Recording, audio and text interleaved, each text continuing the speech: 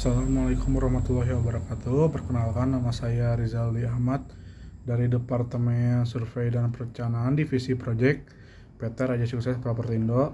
Pada kesempatan minggu kali ini untuk video pembelajaran, saya akan menjelaskan tentang pengendalian emosi adalah kunci kesuksesan dalam kehidupan. Emosi adalah bagian alami dari pengalaman manusia. Setiap hari kita merasakan berbagai emosi, mulai dari rasa bahagia hingga yang buruk itu mungkin seperti kemarahan, kecemasan, dan juga kesedihan. Kemampuan untuk mengendalikan emosi adalah keterampilan yang sangat penting dalam kehidupan kita. Nah, untuk video pembelajaran kali ini, saya akan menjelajahi pentingnya pengendalian emosi dan beberapa strategi untuk mengembangkan keterampilan. Yang pertama, pengendalian emosi adalah kemampuan untuk mengenali, memahami, dan mengelola perasaan kita dengan efektif. Ketika kita dapat mengendalikan emosi kita dapat membuat keputusan yang lebih bijaksana, menjaga hubungan yang sehat, dan juga menghadapi tantangan dengan lebih tenang. Pengendalian emosi juga memainkan peran penting dalam kesejahteraan mental dan juga fisik kita. Salah satu langkah pertama dalam pengendalian emosi adalah mengenali perasaan kita. Terlalu sering kita mungkin mengabaikan atau menekan emosi kita, yang pada akhirnya dapat mengakibatkan ledakan emosi yang tidak sehat. Penting untuk menyadari dan menerima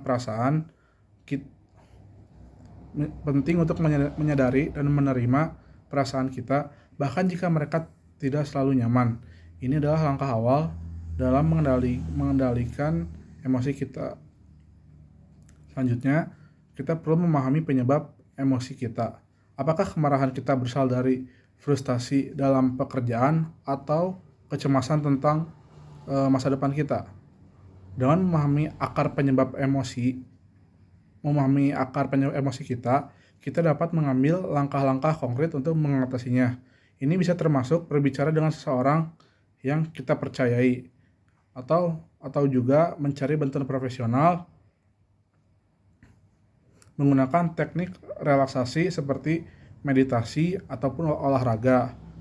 Nah, seperti biasanya untuk yang saya lakukan yaitu mencari seseorang yang bisa kita percayai, seseorang yang bisa kita andalkan untuk sharing. Biasanya mungkin itu entah rekan kerja kita ataupun orang terdekat kita. Pokoknya kita berusaha mencari seorang yang dapat kita percayai.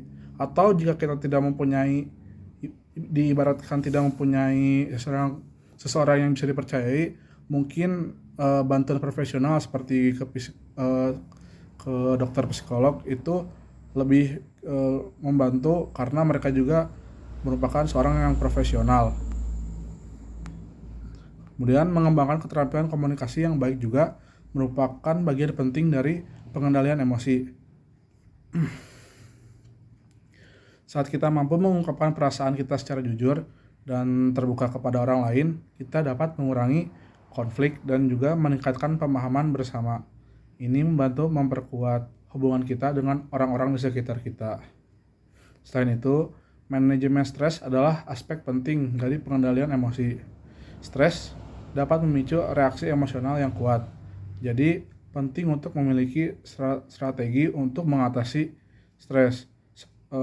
Biasanya untuk mengatasi stres ini kita biasanya mengubah stres itu dialirkan. Energi dari stres itu kita alihkan ke tempat lain, seperti olahraga atau tidur yang cukup, mungkin seperti yang saya lakukan. Biasanya dengan tidur itu lumayan membantu juga, dan praktik meditasi adalah beberapa cara yang dapat membantu kita mengelola stres dengan lebih efektif. Penting untuk diingat bahwa pengendalian emosi bukanlah proses yang instan, melainkan suatu perjalanan yang berkelanjutan.